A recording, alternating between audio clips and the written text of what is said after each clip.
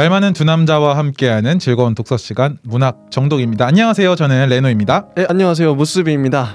네, 저희는 문학동네 젊은 작가상 수상 작품집 2012년 제3회 보고 있고요. 이번 시간에 할 작가님은 김성중 작가님의 국경시장이란 단편 소설입니다. 네. 요거 지금까지 쭉 단편 소설이었죠. 네. 그렇긴 한데요. 요거 어떻게 보셨나요? 국경시장. 네. 한번 먼저 말씀해 주시겠어요? 요거는 제가 일단 작가님을 좀 말씀드려야 되는데 이 김성중 작가님이 저한테는 익숙해요. 왜냐면 2010년, 2011년, 2012년 3회 연속으로 이분의 단편이 실렸어요. 작품집이. 2011년에도. 네, 그렇죠. 뭐였죠? 2011년 같이 하지 않았었나요? 그때 제목이 기억이 안 나요. 근데 하나는 기억나는 게 네. 1회에 개그맨이라는 작품이 실렸거든요. 네. 그거 되게 좋았었어요. 그때 우리가 이제 할 때 개그맨 너무 소설 자체가 너무 재밌고 네. 나중에 혹시 기회가 되시면 보시면 좋을 것 같긴 한데 허공의 아이들이었네요. 김성중 작가님이. 허공의 제목 들으니까 알겠다. 그 점점 집 이렇게 떠오르고 네. 애들 2명 남자아이 여자아이 남아가지고 네. 그것도 뭐 나쁘지 않았죠. 괜찮았던 것 같고 국경시장 혹시 어떠셨나요? 저는 이게 환상적인 그 좀 느낌이랄까? 판타지 같은? 저는 이런 그렇죠. 판타지죠. 네. 그죠. 이런 분위기를 원래 좋아합니다. 영화 도대체 안 좋아하는 분위기가 뭔가요? 지금까지 보면서 뭔가 이건 좀 별로였는데요라고 말하는 게 한 개도 없었어요. 실제로 좋아해요. 저는 좀 취향이 SF 이런 거 좋아하시나요? 그러면? SF 좋아하죠. 뭐 아바타, 뭐 스타워즈 이런 거 좀 판타지 느낌 나는 거, 반지의 제왕 이런 거 너무 사랑합니다. 해리포터 이런 거. 이것도 어떻게 보면 진짜 마법 같은 느낌. 그런 얘기 들죠. 네, 약간 그 연금술사 이 책도 살짝 생각나고. 예. 네. 배경이 그쪽이라서 그런지 몰라도. 물론 이제 뒤로 가면 좀 안타깝긴 하지만 그렇죠. 이런 판타지 같은 분위기 너무 좋아해요. 혹시 그 이말년 작가 좋아하십니까? 네, 좋아하죠. 혹시 이말년 작가가 말했던 것 중에 이제 자문행 모르시나요? 그게 뭔가요? 아니 진짜로 모르시는 건가 아니면 방송을 위해서 이렇게 말씀하시는 건지. 진짜 몰라요, 진짜. 아니 굉장히 팬인 걸로 알고 있어서 이말년 작가의. 아니 저는 근데 이말년 작가님을 좋아하는 건 그 침착맨 아시죠? 네. 거기서 나왔던 내용이거든요. 그래요? 네네. 침착맨으로서 좋아하는 건데 요즘 잘 어쨌든 물론 그 분의 거기서는 길게 언급이 된 적이 많이 없기는 할 거예요. 어쨌든 자문행이란 거가 비슷해요. 이 작품과 비슷해요. 여기서는 이 작품을 조금 얘기를 말씀을 드리자면은 기억을 팔아서 뭔가 그러니까 기억이 화폐로 바뀌는 거죠. 맞아요. 그 화폐로만 이 국경시장이라는 곳에서 거래를 할 수 있는 거고. 근데 그런 것처럼 그 자문행은 이제 잠을 저축하고 잠을 대출받고 할 수 있는 거예요. 내가 자지 않아도 대출을 받아서 잔 것처럼. 근데 언젠가는 또 잠을 갚아야 되고. 뭐 그런 느낌인 거죠. 되게 재밌네요. 설정이. 그 설정이. 그것도 한번 봐보시면은 한번 보시면은 뭐 재밌어 하실 것 같아요. 재밌겠네요. SF니까 그것도. 또 침착맨도 좋아하시고.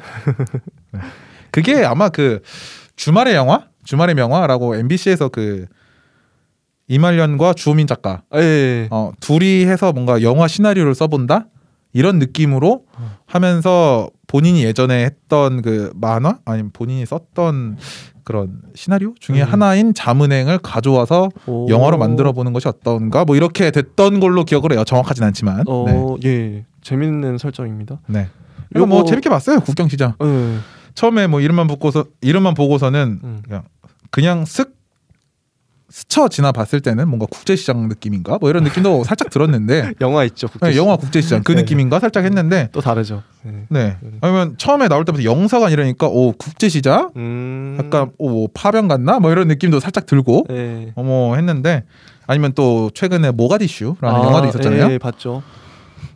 그런 느낌인가라고 시작을 했는데 전혀 다른 내용이더라고요. 전혀 다르죠. 재밌게 봤습니다. 바로 한번 들어가 보겠습니다. 211쪽의 첫 문장이 영사관으로 전화가 걸려온 것은 조가 퇴근 준비를 마쳤을 무렵이었다. 국경 근처에서 미립국자 한 명을 체포했는데 반미치광이 상태로 한국말을 하고 있으니 속히 와달라는 내용이었다. 처음에 이제 조가 주인공인 줄 알았어요. 근데 이 사람은 잠깐 나왔다가 사라지더라고요. 그런가요?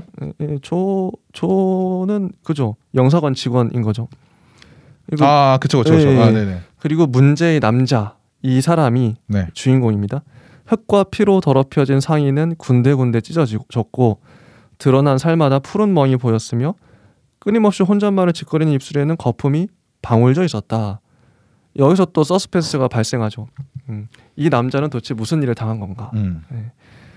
그리고 발견 당시 남자의 소지품이라고는 바지주머니에 들어있는 노란 가루뿐이었는데 성분을 분석하는 중이라고 했다. 여기가 또 중요한 키포인트가 되는데 나중에 그 물고기 비늘 이렇게 나옵니다. 이 구조가 어떻게 되냐면 네.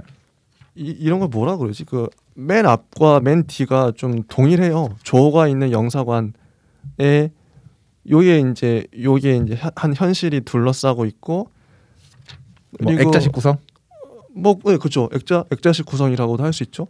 네. 근데 이 문제의 남자가 그 자기 이제 팩스로 네. 자기의 경험을 막 나열하는 게 본문입니다. 예. 소설이 되는 거죠. 자기가 어떤 경험을 했길래 이렇게까지 됐나. 과거를 회상하면서 쭉 늘어가는 그런 구성이에요. 이런 구성이 전 좋더라고요. 만약에 요 팩스 이게 뒤에가 다 팩스로 친 건가요? 그죠. 좀 길게 여기 길게 치긴 했어요. 이 점점 사이에 있는 이것만 팩스로 친 거 아닌가요? 그거 말고 뒤에 있는 것도 다 팩스였다. 자기가 이제 이러한 경험을 했다. 알겠습니다. 저는 그렇게 봤고요. 네네. 그래서 만약에 이제 팩스 내용 이게 앞에 그 팩스 내용부터 소설이 시작됐다면 어땠을까? 좀 바로 이제 시작해야 되니까. 그러네요. 모든 게 다 팩스였네요. 그죠. 그래서 저는 이런 구성이 좋았었어요. 김성중 작가님이 네. 조가 있는 영사관에서 이렇게 이 문제의 남자를 맞닥뜨리는 장면으로 시작하고 끝맺는 게 이런 액자식 구성 좀 뭐 괜찮았던 것 같아요. 네. 그리고 뭐 N국과 P국의 경계가 되는 느네카강 뭐 이렇게 가상의 나라와 가상의 강이 나옵니다. 네. 그래서 뭐 여기가 P국이라고요? 저는 분명 N국에 있었는데요. 더 어처구니가 없는 건 제대로 답할 수 없는 이유가 기억을 팔아버렸기 때문이라는 것이다. 여기서 또 이제 환타지적인 그런 느낌이 나오죠. 국경시장에 있었습니다. 당연히 이곳에 국경시장 같은 건 존재하지 않는다.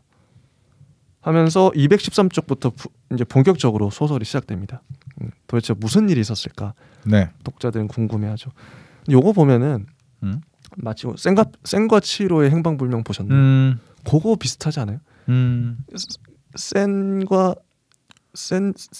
주인공이 하여튼 그 여자 아이가 들어가거든요. 가족하고 그 어떤 환상적인 그 터널 같은 데를 들어갔는데 막 아주 요괴들이 있는 그런 나라로 나중에 보니까 그게 허상처럼 없는 것처럼 나오죠. 그렇죠. 처음에 이제 그 약간 돼지로 변한 부모님을 보고 깜짝 놀라죠. 맞아. 그거 그 생각이 났어요. 요 소설이 딱 그런 내용입니다. 뭐 이상한 나라의 앨리스 생각하셔도 될 것 같아요. 토끼굴에 들어갔다가 또 나왔어. 네. 그 세계에 있는지 없는지 몰라. 환상적인. 비슷하네요. 네. 어디서부터 시작해야 할까? 우선 떠오르는 것은 로나와 주코. 모든 것은 믿을 수 없는 달의 농간이니까 다음 10,000원이 되면 나는 로나를 만나러 갈 것이다. 요거 읽고 나서 보니까 또 새록새록하네요. 로나와 주코 이거 친구들인데 네. 그러니까 이 주인공은 여행자예요. 여행하고 있고 자 214쪽 보면 메카데는 N국의 국경 근처에 있다. 여행자의 눈길을 끌만한 요소라고는 없는 시골 마을로 볼 것도 할 것도 먹을 것도 변변찮은 곳이다.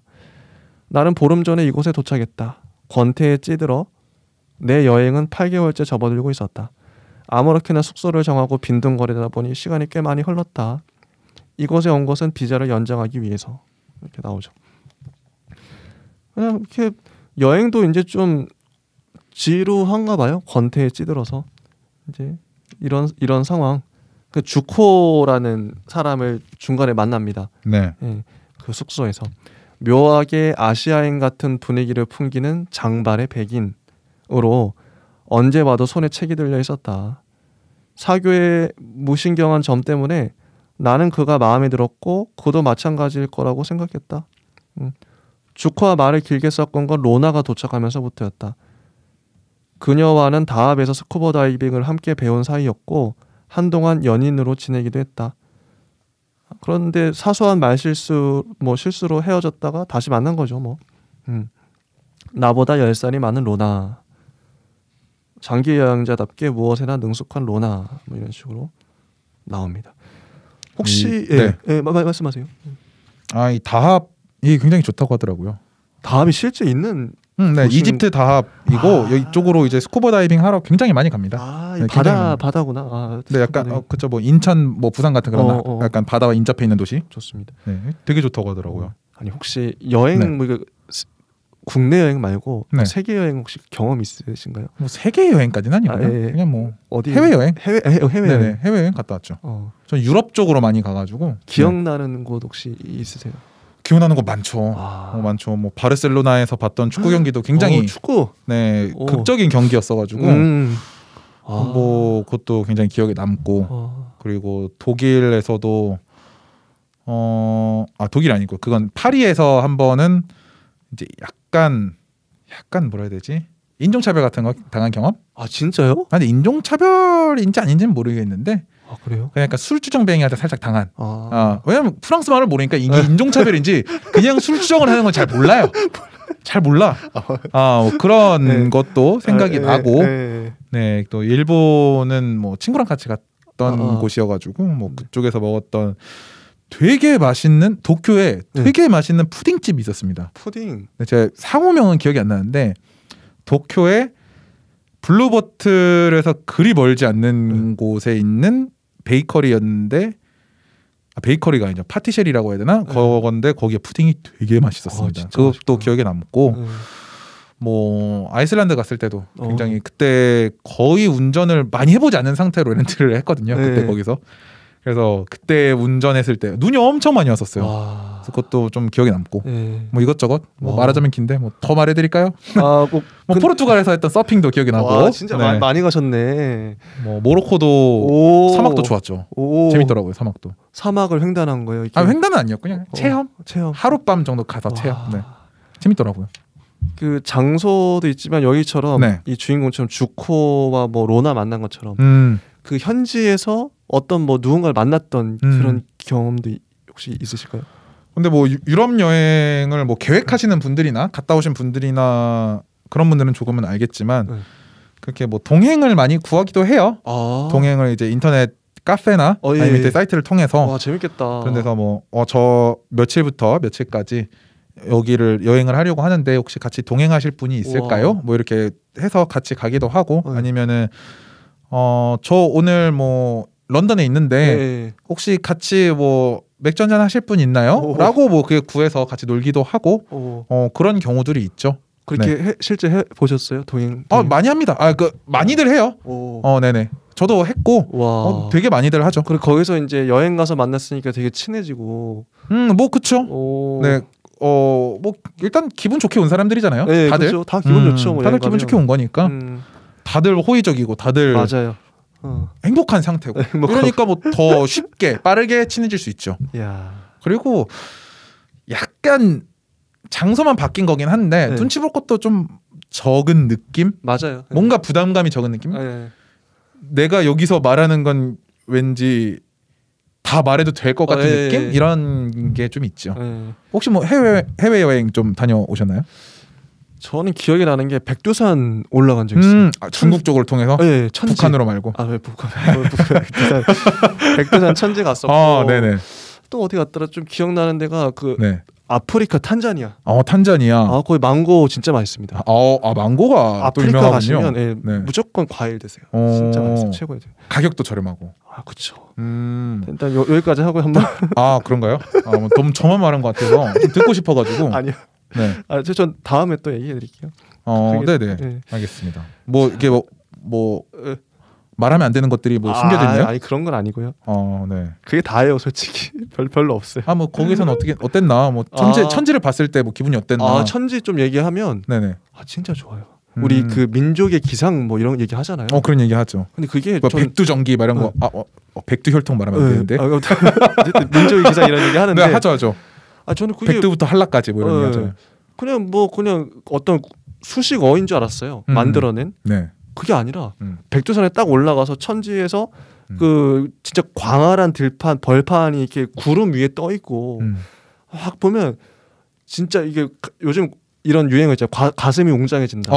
네네네. 진짜 딱 그게 맞아요. 이거 보면은 진짜 한민족의 저 거의 같이 갔던 사람들 같이 진짜 실제로 육성으로 그 애국가 불렀어요. 애국가가 저절로 나와요. 거기 서면 그건 쉽지 않은데. 진짜 나와요. 이거는 한민족의 기상이 느껴진다.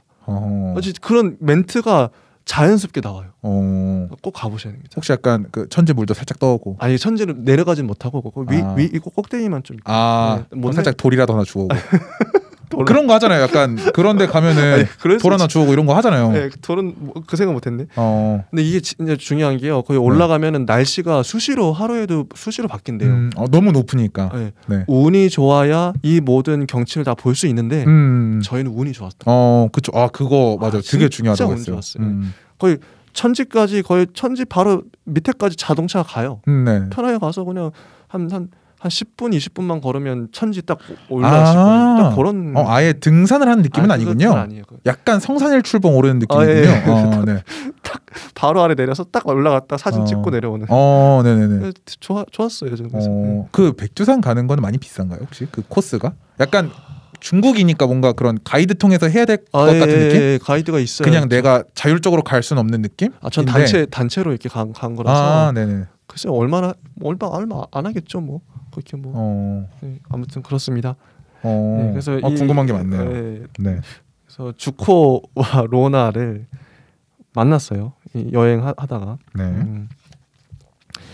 그래서 뭐 이 셋이서 술을 마시죠. 뭐 밤에 할 게 뭐가 있겠어요? 술 먹는 거지 뭐. 여행. 그죠? 네. 먹고 놀고 파티를 거의 일주일 동안 했다고 이 사람들이. 네. 재밌게 논 것 같아요. 논 것 같고 요런 거 나옵니다. 우리는 각자가 걸어온 기나긴 복도에 대해 말했다. 주코는 책들에 대해, 로나는 세계 일주에 대해, 나는 뒤늦게 시작한 요리에 대해 서로에게 타인이기 때문에 비밀을 나누는 것이 가능했다. 주코는 두꺼운 책들만 골라 읽다가 생활에 무능한 바보가 돼버렸다고 했고, 로나는 전 세계를 떠도는 것이 사실은 슬프다고 한숨을 쉬었다.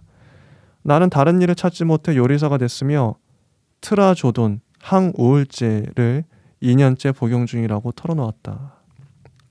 이런 거죠. 서로에게 타인이기 때문에 비밀을 나누는 게 가능했다. 이 문장 맞는 말 같기도 해요. 뭐 많이들 느끼는 감정이죠. 오히려 처음 만난 사람이 편하다라고 그런 말 많이 하잖아요. 네. 가족끼리는 오히려 너무 알기 때문에 좀 비밀을 얘기하기가 좀 애매하고. 그리고 뭐 그렇죠. 뭐 친구라든지 연관된 사람들이 많으니까. 이 주인공도 아픈 기억이 있어요. 그 요리를 해서 뭐 오픈을 앞두고 모든 게 박살나 버려서. 근데 이제 요리를 하기 시작한 게 아버지 때문이었죠. 아버지 때문이긴 했죠. 아버지가 막 이렇게 아버지 싫어했죠. 뭐 할 줄도 없으면 요리나 해라 이씨. 약간 그런 느낌으로 해가지고 그래 그럼 요리를 할게 이런 느낌으로 반항의 느낌으로 요리를 시작했고. 맞아.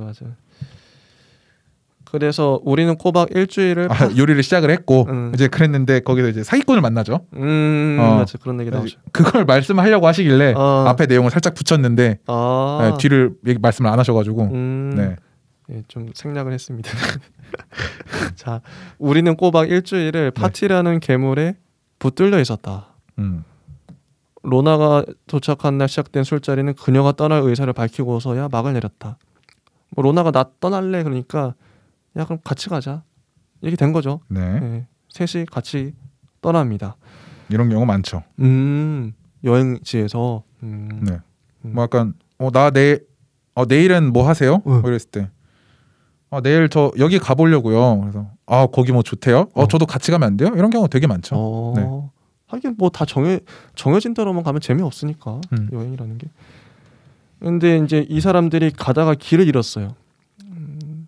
길을 잃어서 뭐 가다 보니까 강에는 벌거벗은 소년들이 고기를 잡고 있었다. 마침 또 풀문, 보름달이 떴고. 그래서 얘들아 여기가 느네카강 맞니? 이렇게 물었죠. 그럼 여기 요기할 만한 데가 없을까? 국경시장에 있어요. 보름달이 뜰 때마다 장이 서요. 뭐든지 다 있어요. 우선 물고기를 사야 해요. 우리가 잡은 물고기들이요. 이런 식으로. 소년들의 눈빛에서는 호의와 악의 중 어떤 신호도 읽어낼 수 없었다. 물고기를 사달라는 뜻일까? 하지만 지갑에서 돈을 꺼냈을 때 아이들은 고개를 가로저었다. 여기서 팔 수 없으니 시장에서 사라는 것이다. 데려다 줄 수 있어요. 그래서 이제 드디어 이 3명의 일행들이 아이들을 따라서 국경시장에 도착합니다. 네. 여기서 시작돼요. 이제 30분쯤 지나 우리를 태운 보트는 강둑에 멈췄다. 우짜란 풀들을 헤치고 올라가자 돌로 된 사면상이 가장 먼저 눈에 들어왔다. 각각 네 방향을 바라보고 있는 사면상에는 성별과 감정이 모호한 사람의 얼굴이 새겨져 있었다. 여기 아까랑 또 호응을 하죠. 소년들의 눈빛에서는 호의와 악의 중 어떤 신호도 읽어낼 수 없었어요. 네. 근데 사면상의 얼굴도 성별과 감정이 모호한 사람의 얼굴이 새겨져 있어요. 네. 이게 무엇을 상징하는가? 무엇을 상징할까요? 저는 그런 생각을 해본 적이 없어가지고 이게 결국 이제 저도 이제 여기 별 생각 없이 봤었는데 뭔가 의미가 있을 것 같아. 근데 봤는데 어떤 생각이 드셨나요? 이거는 이제 저의 생각은 아니고 여기 뒤에 평론가님이 했던 말 중에 잠깐 따오면 그건 자본주의의 얼굴이다. 네. 왜 그러냐면 여기 이제 그 주요 뉘앙스가 물고기 비늘이 돈 같은 역할을 하잖아요. 그렇죠. 화폐죠. 화폐인데 결국 이것 때문에 문제가 생겨. 처음엔 뭐 몇 개 하다가 그럼 물고기 비늘을 뭐와 바꿀 수 있냐면 기억과 바꿀 수 있죠. 네. 자기가 뭐 기억을 팔면 그만큼 물고기 비늘을 얻고. 네. 그 나중에 기억 다 팔아버리고 비늘 해가지고 뭐 이렇게 이게 자본주의잖아요. 지금 자본주의 세태를 비판하는. 저는 잘 모르겠어요. 그러니까 왜 그게 자본주의 세태를 비판하는 거죠?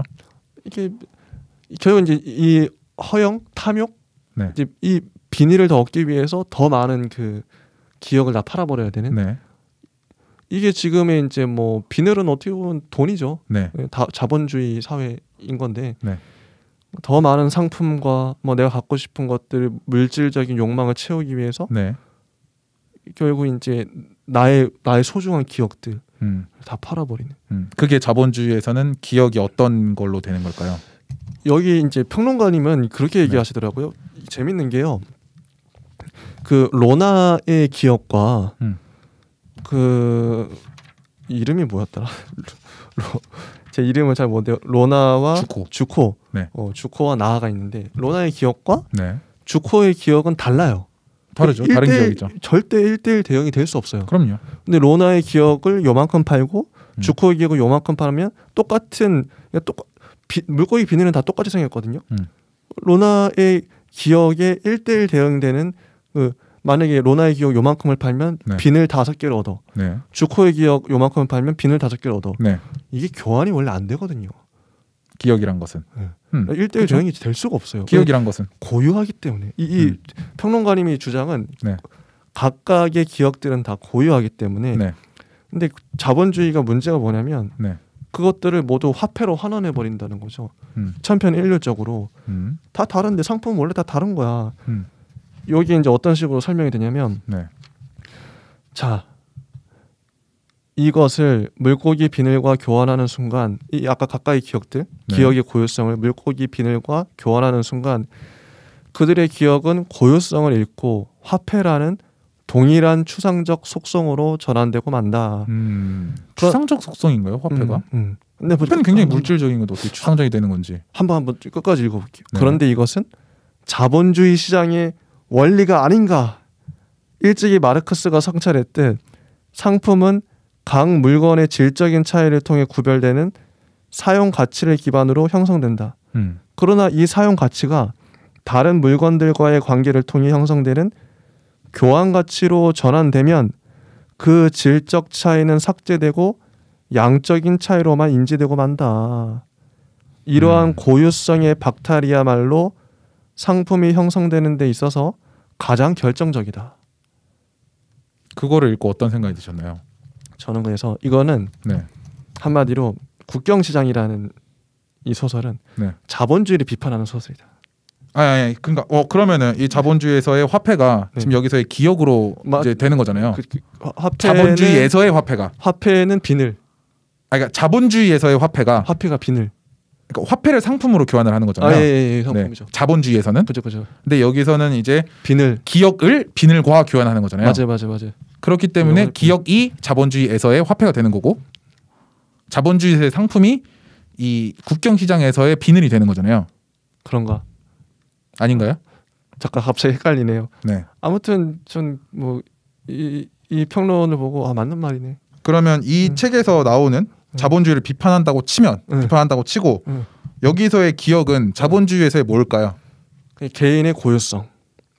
그러면은 자본주의는 개인의 고유성을 잃어가고 있는 사회다. 그렇죠. 그렇게 생각하시나요? 그러니까 화폐로 네. 그러니까 상품을 다 매기잖아요. 솔직히 그렇죠. 얼마 이렇게 매기죠. 요 펜은 10,000원이야. 요 책은 뭐 11,000원이야. 네. 근데 이게요. 네. 따지고 보면 이 가격은 임의로 매긴 거지 가격을 매길 수 없는 거예요. 솔직히 말하면 왜 가격을 매길 수 없다 생각하죠? 이게 당장은 10,000원이지만 임의로 생산자가 매긴 거죠. 그렇죠. 근데 이게 10,000원이고 만약 이 책이 10,000원이라고 쳐봐요. 네. 이게 1:1 교환이 원래 안 되잖아요. 아니 이것과 이건 완전 다른 거잖아요. 완전 다른 거죠. 다른 건데 이게 교환이 되네? 같은 가치로? 아니죠. 화폐를 통해서만 교환이 가능한 거죠. 화폐를 통하지 않으면 교환이 될 수 없잖아요. 그렇죠. 네. 뭐 이것도 놀라운 일이긴 하지만 교환이 되기 때문에 우리가 지금 물건도 교환하고 살 수 있겠지만 원래는요 이게 교환된다는 게 좀 이게 웃기는 일이잖아요. 왜 웃기죠? 다른 건데 다르게 생겼잖아요. 고유성 이게 각각의 고유성이 있는데. 네. 교환은 될 수 있죠. 이게 똑같다라고 얘기하는 게 아니고. 내가 잘못 말했구나. 네네네. 어쨌든 교환은 될 수 있어. 그렇죠. 교환은 예전부터 물물 교환도 똑같은 거잖아요. 근데 이거랑 이거가 생긴 것도 다르고 쓸모도 다르고. 그럼요. 그러니까, 목적도 다르고. 그렇죠. 가치가 그러니까 교환은 할 수 있는데 각각의 가치가 다르죠. 다르죠. 네. 근데 그 자본주의는... 가치는 사용자에 의해서 결정되는 거 아닌가요? 그렇죠. 네. 소비자. 그렇죠. 사용자. 갑자기 경제학 그 어떤 철학 강의처럼 돼버렸는데. 네. 이거 요 생각을 좀 더 해봐야겠네요. 아무튼 저는 이게 좀 부당한 자본주의의 좀 맹점이랄까? 이게 좀 부당한 지점이 이런 모든 것들을 이게 요점은 간단해요. 모든 것들을 다 화폐로 환원해버리고 그렇게 되면 이건 얼마 이런 식으로 다 가격으로 환산해버리면 결국에는 좀 가까이 고유성이 그러니까 생명력이 지워지는 거 아닌가 이런 생각, 이런 비판을 하고 있긴 한데 이런 소설이 그리고 그걸 잘 보여줬다. 무수비님도 그렇게 생각을 하고 있고, 그죠? 그거에 동의를 하고 그 생각에, 그죠. 그런 걸 비판하는 소설 아닌가? 자본주의는 생명력을 잃게끔 만든다. 네. 뭐 사람이든 물건이든 여긴 비늘로 나오지만 돈으로 다 환산해 버리기 때문에 거기서부터 문제가 발생한다. 돈은 굉장히 저랑 생각이 다르군요. 그러신 건. 네네. 돈으로 환산하는 게 아니라 돈이란 화폐라는 도구를 이용해서 도구를 이용해서 조금 더 효율적이고 빠르게 물품의 교환을 할 수 있게 만드는 하나의 도구라고 생각을 하지. 그리고 실제로 돈으로 바꾸기 전까지는 돈과 바꾸기 전까지는 절대로 이미 치환된 것은 아니거든요. 그럼 값이 매겨져 있는 거지. 그것을 판매자가 팔지 않으면 절대로 돈으로 치환되지 않고 소비자가 사지 않으면 절대로 돈으로 치환되지 않습니다. 물건은. 그렇겠죠. 네. 그렇기 때문에 모든 것을 이미 돈으로서 책장에 되어 있다는 것 하나만으로 생명력을 잃는다? 아니 사용자와 판매자의 의도에 따라서 생명력을 잃을 수도 있고 생명력을 더 가질 수도 있고 그렇게 생각을 합니다. 저는. 그럴 수 있겠네요. 저는 그렇게 생각을 해서 예, 네. 일단 그건 그래서 여기에서 나오는 이 기억, 네. 기억이라는 것이 네. 자본주의의 무엇을 비판하려고 만든 도구인가? 자본주의를 비판하려고 만든 소설이라면 그럼 저는 그렇게 생각을 하지 않았기 때문에 이 기억이라는 것에 대해서 크게 생각을 안 해봤거든요. 근데 우수비님께서 이 자본주의를 비판하는 소설이다라고 느끼셨다고 하니까 여기서의 기억은 그럼 자본주의에서의 뭘 의미하는 것인가? 확실히 비늘은 확실한 것 같아요. 비늘은 화폐고, 네. 화폐고 기억은 뭔가? 네. 기억은 각각의 그러니까 내가 갖고 있는 기억, 네가 네. 갖고 있는 기억, 네. 기억의 고유성인 거죠. 각각의 그런 뭐랄까 퍼스널리티랄까 개성이랄까. 기억은 근데 원래 기억은 팔 수가 없어요. 네. 여기는 이제 설정이 그렇게 좀 극단적인 설정을 한 거지 소설에서. 기억을 만약에 팔게 되면 야 이거는 진짜 자본주의적인 설정 아닌가?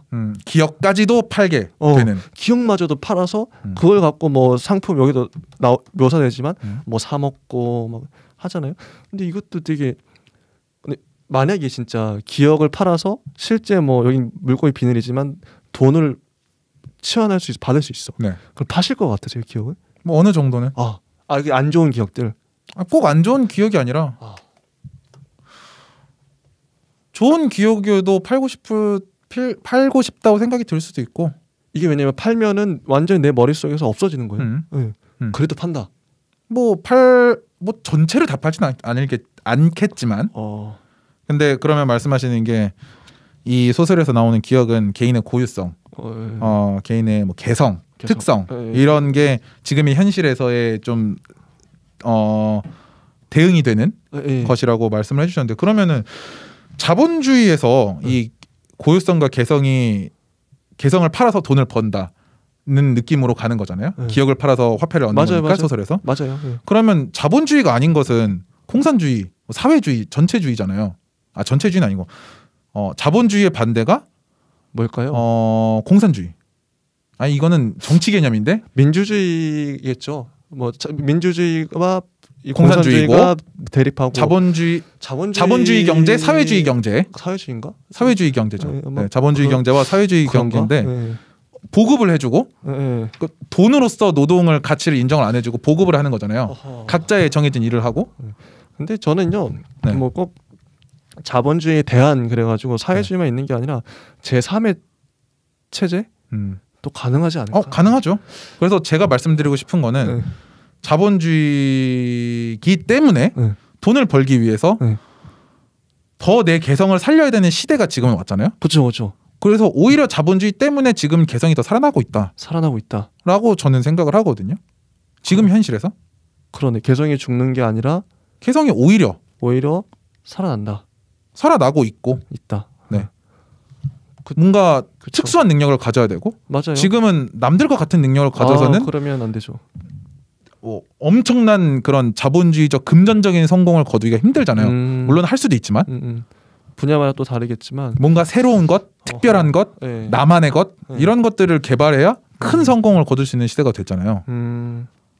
그래서 오히려 자본주의가 개성을 더 돈이라는 도구를 갖기 위해서 내 개성을 더 살려야 된다. 그래서 저는 이 소설은 자본주의를 뭐 이렇게 하려고 만든 소설은 아닌 것 같아요. 아닌 것 같다. 네. 그것도 말이 되네요. 저는 그렇게 생각합니다. 저도 뭐 생각이 변하기 때문에. 뭐 저는 그렇게 생각을 하고 뭐 평론가님의 뭐 생각을 꼭 따라가야 되는 건 아니잖아요. 그냥 여기 있길래 쓰여 있길래 한번 나눠봤고요. 다시 소설로 돌아가서 저희가 전체 내용은 뭐 전체 설정이나 컨셉은 중요한 건 다 얘기했어요. 어제 좋은 뭐 소설 내용과 전혀 무관한 내용 아니었고, 자 이제 돈을 받지 않나 봐, 달러는 받지 않나 봐. 그래서 갑자기 어떤 누군가가 대신 값을 치러주죠. 우선 내가 낼 테니 환전해서 갚아요. 그래서 여기서 그런 종이 쪼가리는 소용없어요. 봐요, 이런 게 돈이죠 하면서 어른 손톱만한 크기의 누르스름하고 반투명한 조각인데 이게 설명이 나옵니다. 강상류에서 잡히는 물고기 비늘입니다. 15세 미만의 소년에게만 잡히는 진귀한 물고기들이지요. 산채로 튀겨내면 비늘 하나하나가 곤두서서 떼어내기 좋은 상태로 변합니다. 듣자니 비늘만 쓰고 몸통은 버린다고 하더군요. 한데 이 물고기들은 세상의 어떤 화폐로도 환전해주지 않습니다. 오직 그 사람의 기억과 맞바꿀 수 있을 뿐이죠. 이런 설정이죠. 네. 그래서 이제 이 사람 이 일행은 기억을 팔아서 뭘 사 먹습니다. 사 먹고 그래요. 이게 정말 동구시를 할까 하면서 처음엔 못 믿었지만 주코가 먼저 고서적 취급하는 가게에 들어가서 책을 사고 비늘을 내밀어서 맙소사 비늘 5개를 받고 이 희귀본을 줬어 하면서 자 돈이 있으니까 써보자고 이렇게 됐습니다.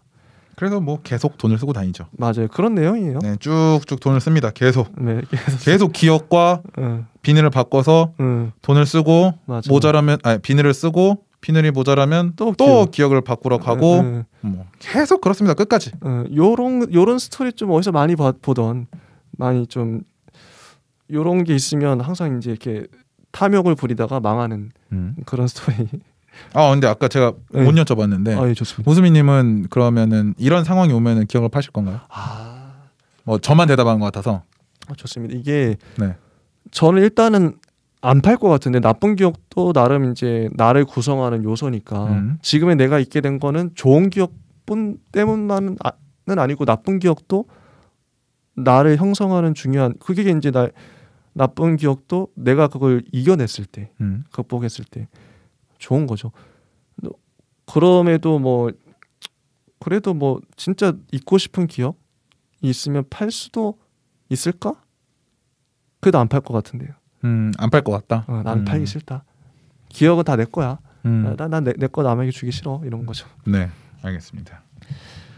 자, 그래서 뭐 이렇게 계속 뭐 먹고 마시고 뭐도 사고 이러면서 다닙니다. 네. 근데 여기 중간에 이런 거 나오죠. 내가 왜 그 생각을 못했지? 나쁜 기억을 팔면 물고기도 생기고 정신 건강에도 좋고 일거양득 아니야. 이것도 좀 일리 있는 논리인데 저는 꼭 이게 나쁜 기억을 팔고 싶지는 않아요. 그게 좀 그래서 이제 이 그 로나는 자기 이제 팔에 이제 자해를 했는데 자살하려던 순간은 전혀 생각이 나지 않는 거야. 자살이라고 내가 그런 기억들을 다 팔아버렸죠. 네. 그래서 근데 나쁜 기억들이 더 오래 기억에 남는 것 같아요. 맞아요. 약간 생각해 보면은 뭔가 좋았던 것들. 기억들은 그렇게 길게 남아 있는 것 같지가 항상 않고. 그래요. 뭔가 막 학창 시절에 괴롭힘을 당하거나 아니면 누가 내가 사랑하는 사람이 죽었어. 그러면 너무 슬픈. 그러니까 감정이라는 게 부정적인 것들은 되게 진하고 깊은 상처를 남기고 긍정적인 것들은 되게 좀 휘발된다 그럴까요? 되게 되게 하여튼 금방 증발해버리고 휘발성이 좀 큰 것 같아요. 그죠. 네. 그런 느낌이 들어요 분명히. 저는 근데 뭐 사람마다 경험은 다 다르겠지만 정말 그렇게 막 고통스럽고 막 끔찍한 경험을 경험한 적이 없거든요. 근데 만약에 멘탈이 좋으신가 보네요. 그렇진 않는데. 멘탈이 좀 약하면은 네. 별거 아닌 일에도 그렇게 느낄 수 있거든요. 평생의 깊은 상처가. 그렇게 될 수 있으니까. 근데 누가 봐도 객관적으로 봐도 이 사람 진짜 안 됐다. 막 성폭행을 당했거나 그런 사람이 있으면 이제 이런 기억을 팔아서 할 수 있다 그러면 그런 분들은 좋을 것 같긴 해요. 내가 이거 진짜 저는 이제 뭐 그 정도까지 기억은 아니니까 난 그래도 뭐 부정적이라도 내가 이겨낼 수 있어. 극복할 수 있어. 이러니까 안 판다는 거지. 저는 좀 상상을 해봤는데 진짜 내가 감당 못할 기억을 갖고 사는 사람들이 있을 거 아니에요. 그런 분들은 이런 거 있으면 이런 치료법이라도 있으면 좋겠다. 기억을 아예 삭제시켜주는. 그러면은 기억을 팔 수밖에 없는 상황이 왔어요. 근데 여기서도 보면은 기억을 팔지 않으면은 내가 뭘 먹지도 못하고 굶어 죽어야 되고 그런 거잖아요. 그럼 팔아야지. 뭐라도 팔아야 되는 거잖아요. 어떤 기억이라도 단 하나의 기억이라도 팔아야 되는 거잖아요. 맞네. 그러면은 안 좋은 기억부터 파실 것 같아요? 여기 이제 처음에 나오죠. 이 사람들도 망설이고 있으니까 그럴 때는 보통은 뭐 태어났을 때부터 한 2살 때까지 기억을 판다. 그건 별로 안 중요하니까 기억도 뭐 그렇게 얘기를 하죠. 여기서. 네. 저도 어렸을 때 뭐 그때는 뭐 팔아도 되지 않겠나. 네. 그렇게 좀 필요 없어 보이는 기억들. 그것부터 먼저 할 것 같아요. 뭔가 안 좋은 기억보다도. 네. 좀 별 쓰잘데기 없는 기억도 있잖아요. 뭐 이 정도는 없어져도 괜찮아. 내가 굳이 기억을 안 해도 그런 것부터 일단 정리를 쳐내고. 그런 다음에 쳐내고 뭐 당연히 좋은 기억은 좀 남겨두고 좀 진짜 부정적인 기억들을 또 어쩔 수 없으면 2순위로 이제 2순위로 파이고 이렇게 가지 않을까. 뭐 저도 비슷할 것 같아요. 그렇죠. 네, 저도 비슷할 것 같아요. 다들 그러지 않을까 뭐 이런 생각이 드네요. 네, 그러니까요. 그래서 뭐 스토리는 단순해요. 그래서 다 팔다가 망한 거죠. 다들 망하고. 이 사람 얘기 좀 해보면 좋을 것 같은데 중간에. 네. 어떤 좀 몸이 불편한 다리를 몹시 저는 거린이 등장을 해요. 네. 젊은이들 그 요리 안 먹을 거면 나나 주지 그래. 구걸치고는 당당하다. 벼락부자 행세를 하고 있던 주코는 먹던 안주에 새 안주까지 시켜 거린을 대접했다.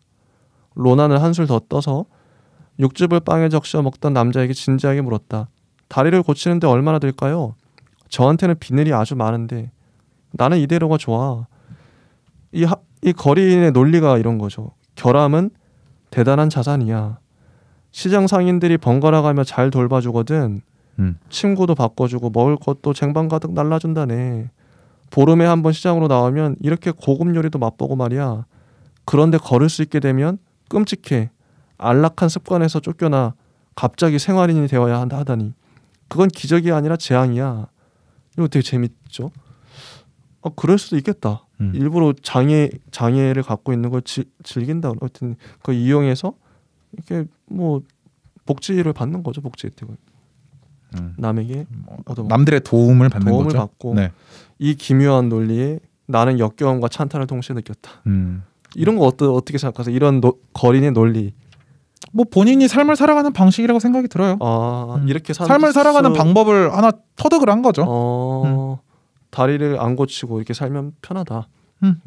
더 낫다. 뭐 이렇게 해서 쭉 되다가 맞아요. 로나는 모든 기억을 팔아서 이 가게 중에 하나를 삽니다. 맞아요. 그 가게 주인이 되고 맞아요. 주코는 환전상한테 무언가를 훔쳐서 막 도망을 가다가 처음에 이제 타고 왔던 그 강 있죠. 그 강에 빠지면서 물거품이 돼서 사랑해집니다. 물고기들이 맞아. 네. 물고기들이 뜯어 먹다가 이제 물거품이 돼버리죠. 맞아요, 결국엔 맞아요. 마지막에는. 맞아요. 그리고 이 주인공은 좀 달라요. 뭔가 잘못됐다라는 것을 느끼고 막 도망을 칩니다. 어딜 향해서? 그 사면상이 있던 입구를 향해서. 맞아요. 엄청 도망을 쳐서 결국에는 그 시장을 빠져나옵니다. 그리고 눈을 떠보니 바로 이 영사관이 아니라 그 출입국 사무소였던 거죠. 출입국 사무소 맞죠? 영사관이 아니라 영사관인가? 하여튼 거기였던 것 같아요. 출입국 사무소에 국경 경비대에게 잡혀서 맞아요. 이제 불법 체류자처럼 이렇게 취급을 당하게 됐죠. 맞습니다. 네. 근데 마지막에는 결국 죽죠. 호송 도중에 숨을 거두고 말았다. 네. 여기 끝이에요. 근데 좀 짚어보고 싶은 게 이 주인공은 기억을 팔고 비늘을 쓰는 방식이 좀 달라요. 다른 사람하고. 어떻게 다르냐면 가면을 사요. 자기 어렸을 때 뭐 가면이 좋았어. 사고 그리고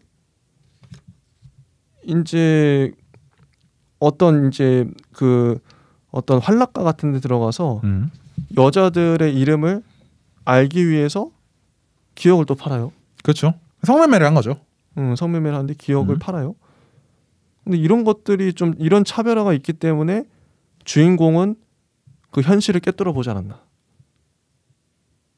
기존의 주코랑 뭐가 다르죠? 루나가 돈을 쓰는 방식과 비늘을 쓰는 방식과 다른 거죠. 뭐가 다르죠? 이거를 이제 저도 이제 평론가님이 이 사람은 좀 그래서 현실을 깨달을 수 있었다 이렇게 나오는데 이게 왜 다를까요? 이게 좀 뭔가 차이가 있었기 때문에 이 주인공은 현실을 깨달은 거거든요. 현실을 깨달은 건가요? 이 판타지 지금 이제 우리가 이대로 하다가 다 죽을 수 있다.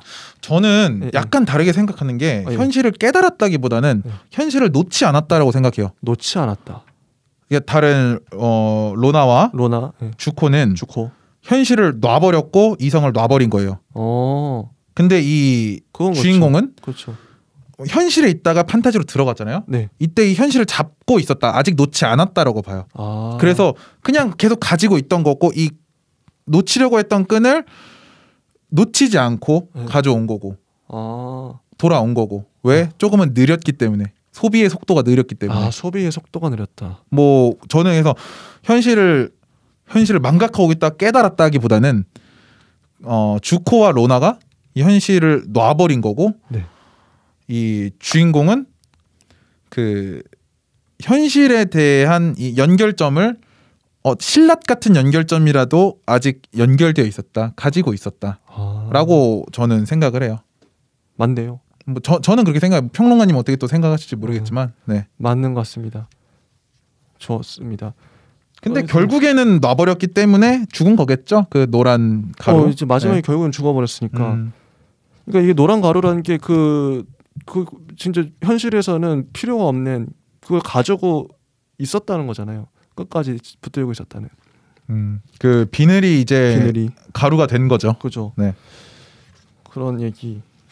자, 이제 뭐 시간이 거의 다 됐어요. 요 소설을 정리를 해야 될 것 같은데. 네. 어떻게 보셨나요? 저는 일단은 계속 평론가님 말만 하신 것 같아서 아니, 본인의 생각을 한번 듣고 싶어요. 아니 근데 뭐 평론가님 말이기도 하지만 저도 어느 정도 이제 좀 그 논리에 동의를 했기 때문에 뭐 제 생각을 좀 빗대어서 그러면 처음에 봤을 때는 어떤 생각을 하셨나요? 평론가님의 얘기를 듣기 전에. 그냥 인간의 탐욕에 대한 얘기인 거죠. 어떤 그 기억을 사고 기억을 팔아서 네. 비늘을 사가지고 자기가 원하는 물건들을 사는데 결국 로나도 저 모든 기억을 팔아버리고 가게의 주인이 됐는데 눈은 멍하고 이게 뭘까? 그리고 그 주코 같은 경우에도 비늘을 얻겠다고 이제 물고기를 잡으러 들어갔다가 또 죽고. 환전상에게 쫓기다가 네네네. 어쨌든 네네. 그래서 결국 이제 소비 너무 그거 맞죠? 쫓기다가 죽은 거 맞죠? 네, 그런 거. 네. 너무 과소비를 하고 이제 이런 거 인간의 욕망이죠. 욕망이 어디까지 극단적으로 치달을 수 있는가. 근데 기억의 문제도 재밌는 게 있네. 물고기 맞네요. 네, 물고기 잡네. 물고기. 인간의 욕망이 어디까지 좀 이렇게 추락할 수 있는가. 그리고 우리가 가진 기억들은 얼마나 소중한가. 뭐 이런 교훈적인 내용 아니었나. 어떻게 보셨습니까?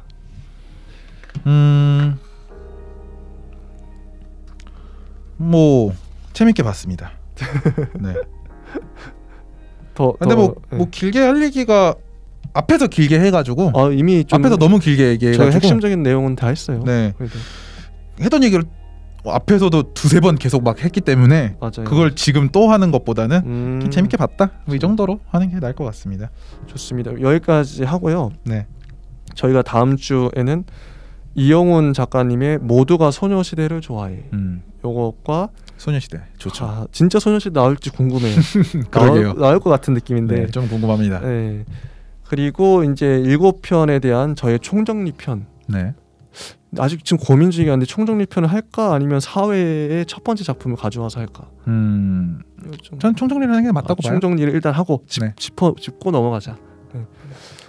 지난 시간처럼 저희가 했던 거 이외에도 총정리했던 것처럼. 아니요, 저 녹화가 끝나고 저희가 또 말씀을 더 나눠 보도록 하겠습니다. 요거 좀 나눠보고. 네, 좋습니다.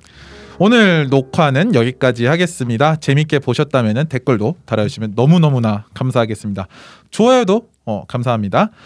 뭐 다 말씀해 주셨으니까 네. 여기서 이만 마치겠습니다. 감사합니다. 안녕. 네, 감사합니다.